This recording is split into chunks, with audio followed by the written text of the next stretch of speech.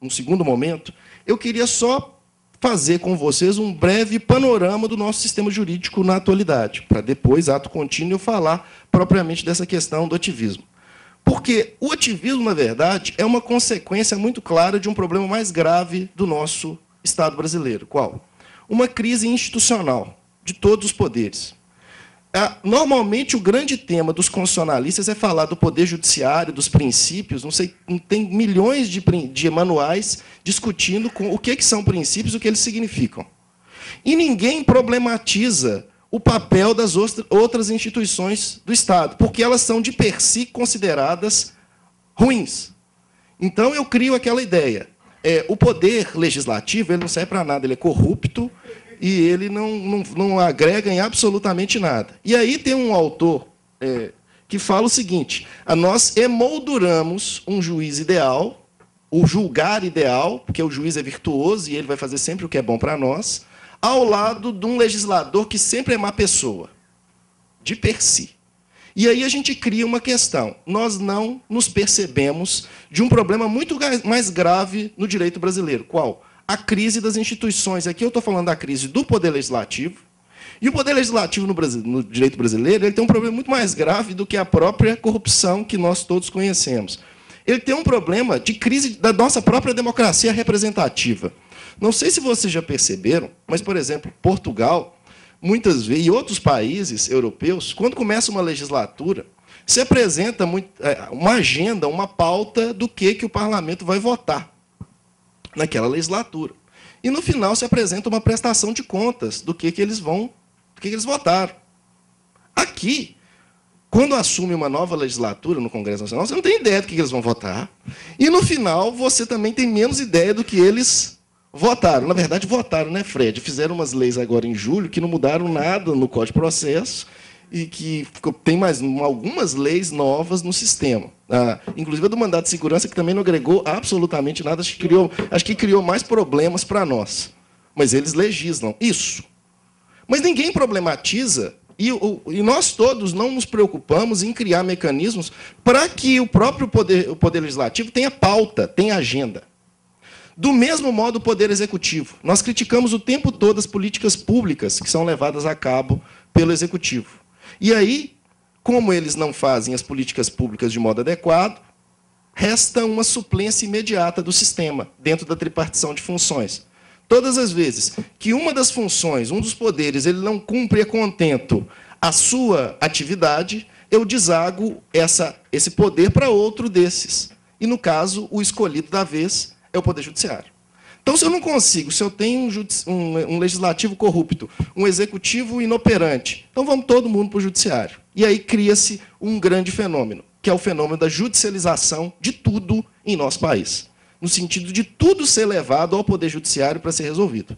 Não estou falando que isso não deva acontecer. Isso é só uma consequência de um problema institucional, que vai acontecer. Eu não estou nem criticando, eu estou só constatando o fenômeno da judicialização, ou seja, tudo é levado ao Poder Judiciário. Controle de políticas públicas, relações sociais, saúde, educação, tudo conduz à propositura de uma demanda.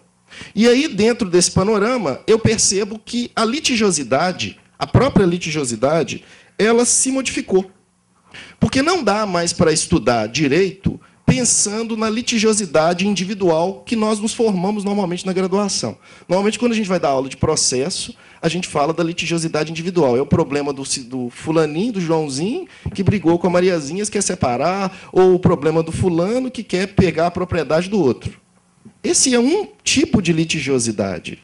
Mas, na atualidade, não é o mais importante. Porque, ao lado dessa litigiosidade individual, eu tenho todo um quadro de litigiosidade coletiva, difusa e repetitiva. E todas as vezes que eu percebo que tem vários tipos de litigiosidade, automaticamente isso cria para nós, processualistas, uma obrigação. Qual?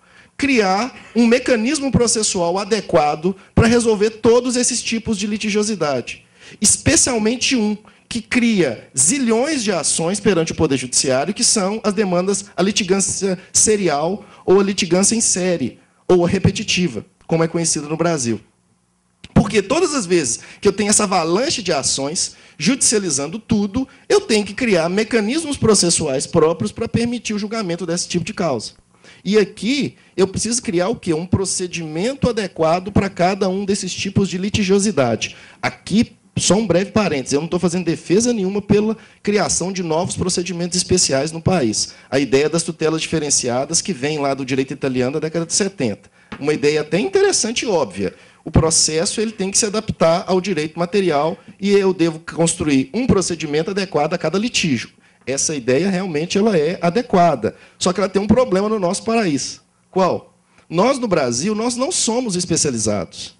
Nós somos formados para sermos clínicos gerais do direito, somos profissionais generalistas. Eu costumo falar com os meus alunos de graduação que, quando nós nos formamos, nós colocamos uma placa assim, no escritório de advocacia civil, criminal, trabalhista, e tiramos xerox.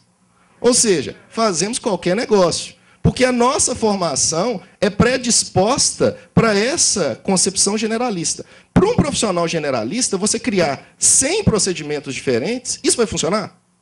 Não sei se aqueles alunos, ou mesmo os profissionais, sabem todos os prazos de defesa que tem no CPC. Tem prazo de 5, de 10, de 20, de 30.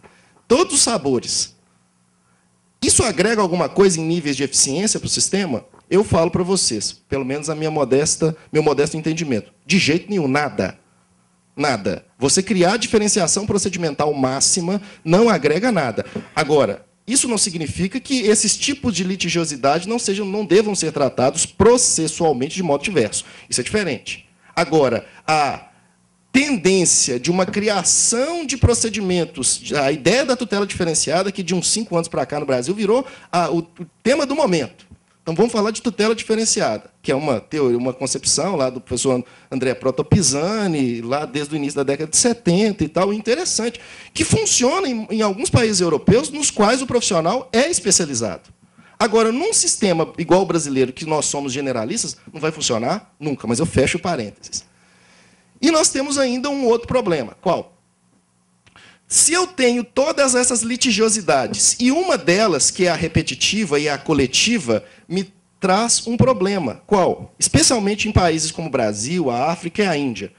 Que, nesse tipo de litigância coletiva e repetitiva, ela é fruto, no Brasil, de uma coisa que vem sendo estudado desde a década de 70 como litigância de interesse público. Que quer dizer o que isso? Que são os cidadãos que propõem demandas no Poder Judiciário com a finalidade de auferir direitos fundamentais não garantidos pelas políticas públicas do Executivo ou não garantidas legislativamente. E, num país de tamanha desigualdade como o nosso, a litigância de interesse público é algo que precisa ser tematizado. Porque, se eu não tematizar essa litigância de interesse público, eu crio um paradoxo e um problema enorme. E mais do que isso. Todo esse panorama encontrou uma solução muito interessante, uma solução muito peculiar. Qual? Como as leis são feitas de modo aberto, cláusulas, conceitos indeterminados, cláusulas gerais, princípios, isso se tornou uma temática a partir da Constituição de 88, toda a legislação é feita desse modo até para se permitir uma plasticidade, ou seja, que a própria lei aprenda com a convivência social. Cria-se a seguinte ideia, que não é uma ideia nova, isso já estava sendo escrito por autores alemães no final do século XIX. Todas as vezes que eu coloco na lei um conceito indeterminado, do tipo dignidade da pessoa humana, do tipo boa-fé objetiva, do tipo função social do contrato, se fala o seguinte: nesse tipo de situação, o legislador se contenta com metade do trabalho e